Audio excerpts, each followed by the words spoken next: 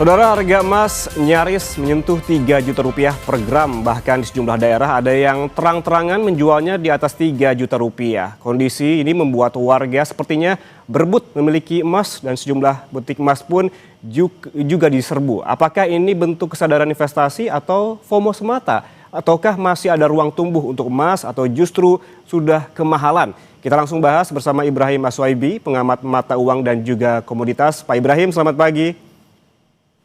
Halo, selamat pagi. Pak Ibrahim, menurut Anda dengan harga emas saat ini yang nyaris menyentuh harga 3 juta rupiah per gram, bagaimana warga harus bersikap? Apakah agak apa-apa terus beli saja atau tahan dulu karena memang ini sudah kemahalan? Mas, jadi gini, harga emas ini kan masih akan terus melonjak. Ya, kita melihat emas dunia pun juga terus naik, kemudian logam mulia pun juga terus naik, kemungkinan sampai tahun 2028. Artinya apa? Walaupun harganya relatif lebih mahal di 3 juta, ini harga kemungkinan besar akan melonjak terus. Dan kemungkinan besar ya masyarakat yang melakukan pembelian pun juga terus akan mendapatkan satu keuntungan. Karena banyak beberapa faktor yang mempengaruhi lonjakan-lonjakan harga emas dunia maupun logam mulia. Yang terbaru saat ini adalah di Timur Tengah terjadi perang antara Arab Saudi dengan Uni Emirat Arab. Nah, ini pun juga di luar dugaan. Kemudian kapal induk ya Abraham Lincoln yang dari Laut Cina Selatan itu sudah merapat di Timur Tengah. Artinya apa? Bahwa Trump pun juga sudah berulang-ulang apabila demonstran yang ditangkap oleh pemerintahan Iran, ya penguasa Iran, apabila dieksekusi kemungkinan besar akan dilakukan penyerangan baik oleh Amerika maupun Israel. Ini yang membuat ya ketegangan tersendiri terhadap lonjakan-lonjakan harga emas dunia.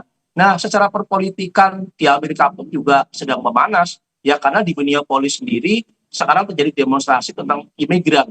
Ya ada masyarakat Amerika yang tertembak oleh pasukan federal. Ini pun juga memanaskan situasi ya perpolitikan di Amerika. Kemudian yang kedua, ya kita lihat bahwa kemarin Trump sudah menyodorkan nama-nama untuk gubernur Bank Sentral Amerika di Kongres, yaitu ada Kevin Hassett, Kevin Walsh, kemudian ada Christopher Waller, ada Rich Rider, yang kemungkinan besar dua nama ini yang kemungkinan akan dijadikan sebagai kandidat terkuat, yaitu adalah Kevin Hassett dan Kevin Walsh. Ini adalah salah satu kader Partai Republik yang memang benar-benar mereka-mereka ini adalah setia terhadap Trump.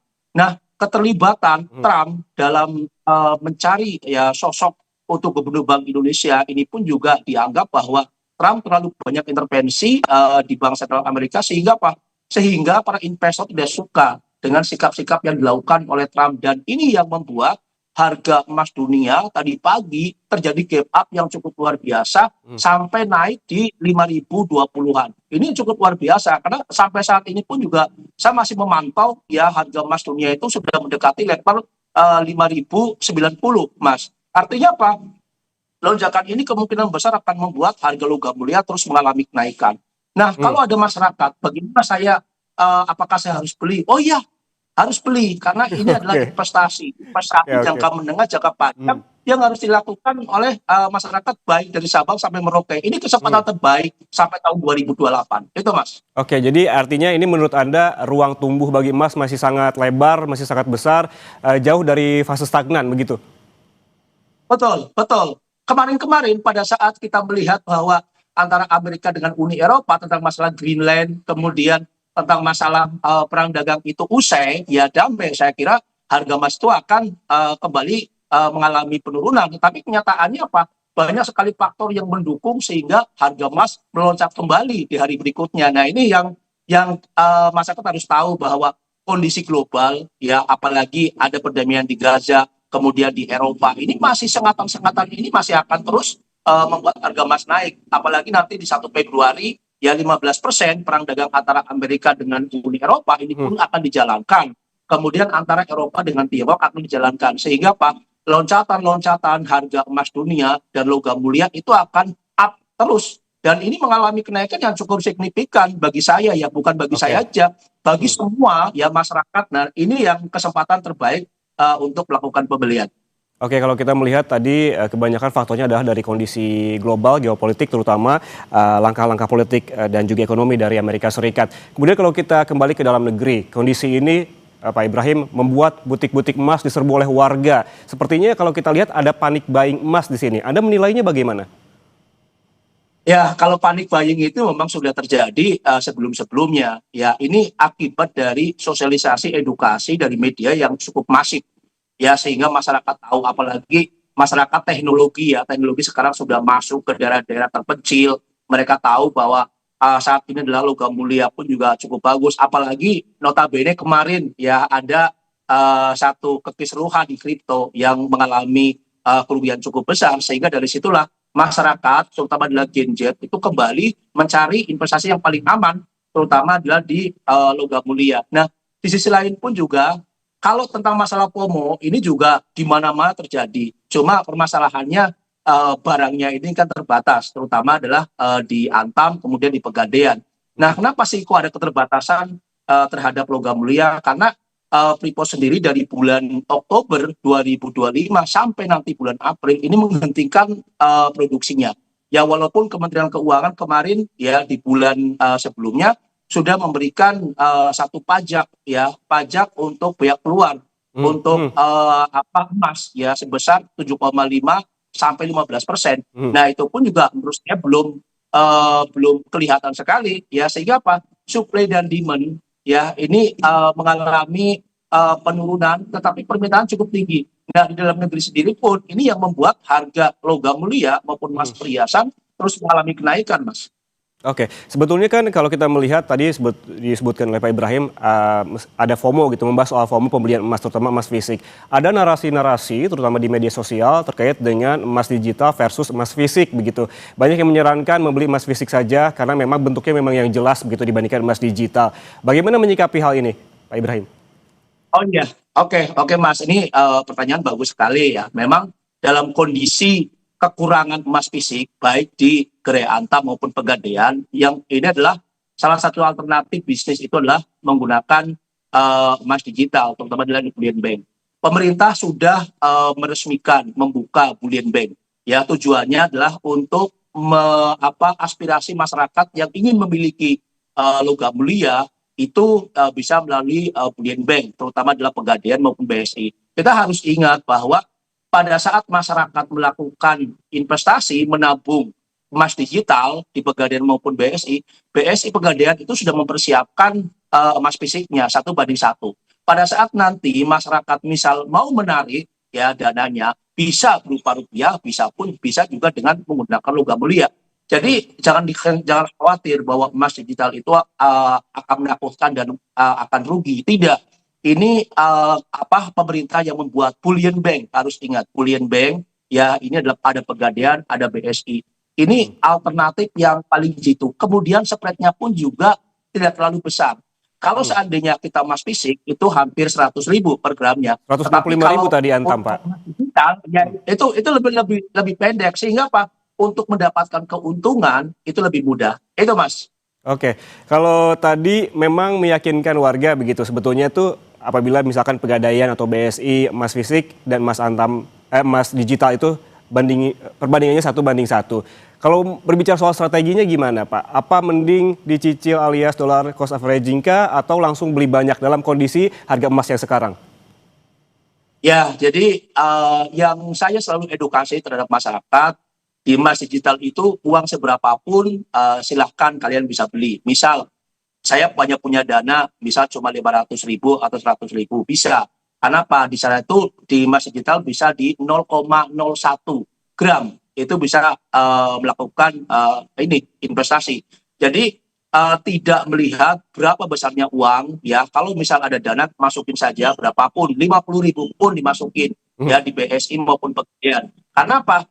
Lama kelamaan ya investasi tabungan yang masuk ya ke Pegadaian maupun BSI kemungkinan besar akan bertambah dan akan banyak.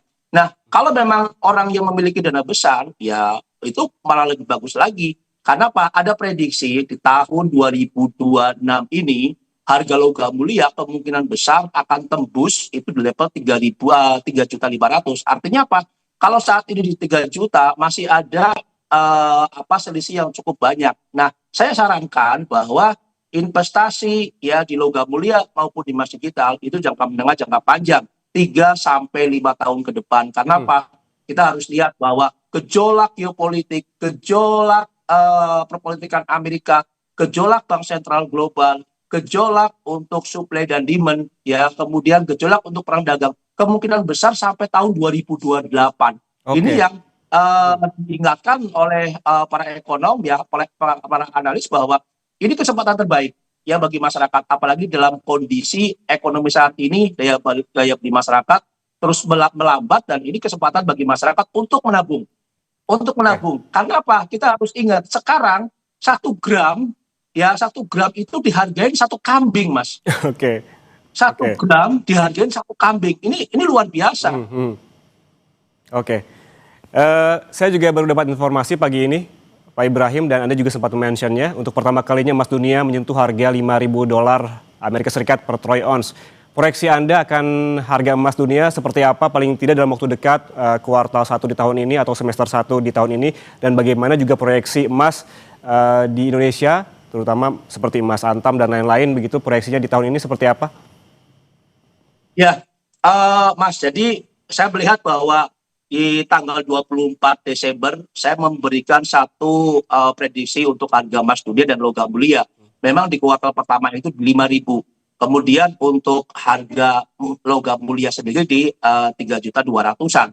Tetapi saya lihat itu adalah sampai 3 bulan. Tetapi di bulan Januari ini itu sudah tersentuh ya di level 5.000. Bahkan sekarang kemungkinan besar hari ini ya sampai sore harga emas dunia itu akan menyentuh di level 5.100. Artinya apa? Ini sudah terus mengalami kenaikan. Nah, saya memprediksi sendiri bahwa di tahun 2026 kemungkinan besar adalah di 5.500-an ya, US dollar per troy ounce. Sedangkan untuk logam mulia sendiri kemungkinan di 3.500.000. Nah, karena saya melihat bahwa di kuartal pertama itu sudah tercapai ya di level 5.000, kemungkinan besar ya dalam minggu ini saya akan membuat revisi kembali. Karena apa? Kalau seandainya di 5.000 sudah tersentuh, 5.500 kemungkinan besar di kuartal pertama akan kena kalau dalam kondisi geopolitik yang terus memanas, ketika di Amerika itu panas, apalagi di kuartal pertama ini akan ada pemilu selak ya untuk memilih anggota DPR di Amerika. Ini kemungkinan besar akan sedikit memanas ya. Artinya apa? Bahwa bisa saja 5.500 itu akan tercapai di kuartal pertama.